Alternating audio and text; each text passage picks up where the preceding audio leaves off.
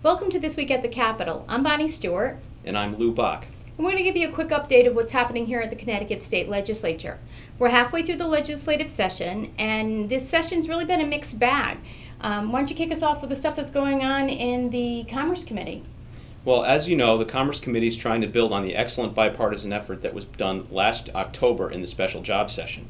So they put together a package called SB 1, Senate Bill 1, that contains an expansion to some of the Small Business Express programs available under the special job session legislation, as well as other measures that will help influence tourism and marketing and branding of Connecticut-made products. This is great because we've received a lot of calls from our members, both appreciative of what's in that package, as well as the changes at the Department of Economic and Community Development with response time and stuff. So we really appreciate the fact that the Commerce Committee has extended or expanded that program.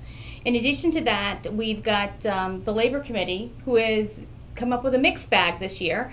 And mixed bag out of the Labor Committee actually is good news, because usually the Labor Committee just passes measures that are really detrimental to investment and job creation in Connecticut. But this year we have a couple of measures that would tighten up unemployment and fix a few other areas. So nothing big, but the fact that they're sending out some positive measures where job creation and business is concerned is much appreciated. Unfortunately, they're also sending out a couple of bad bills too, such as the increase in the minimum wage and indexing that. It's just not a great time to be looking at those things. So, you know, like we said, a mixed bag. You're going to get tired of hearing that by the end of this segment, but it's we're moving along on that front. Healthcare? We've been pleasantly surprised in the healthcare area, Bonnie, because normally we see a lot of mandates come out of that committee, and this year several really harmful ones were actually stopped. So we're very pleasantly surprised there. Also, there was a measure that would have severely hurt small businesses by taking away a key protection in the healthcare arena, and that also was stopped. So we're pleasantly surprised there, right. too. On the tax front, the Finance Committee's been fairly quiet this year. They've indicated that the only measures they're going to move forward with are those that would fix problems. Given last year's tax package, they're planning on a very quiet year this year.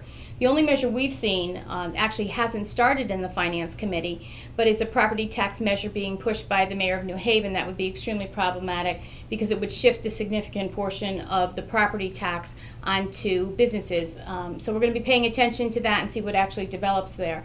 But overall, good news on the tax front too for employers.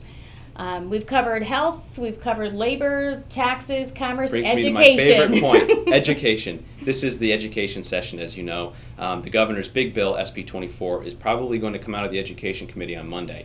What it's going to look like, we don't know yet, and we are concerned about that. We would like to see it pass the committee as strong as possible, as intact as possible. It's going to be a lot of work trying to put the genie back in the bottle if we don't get all the pieces we want on Monday. So we'll keep you posted on that, and please contact your legislators on the Education Committee and urge them to support the bill as it is. That's important because we keep on hearing from our HR professionals that you can't find qualified applicants. This is supposed to help address that problem and secure the state's future. So those are important issues.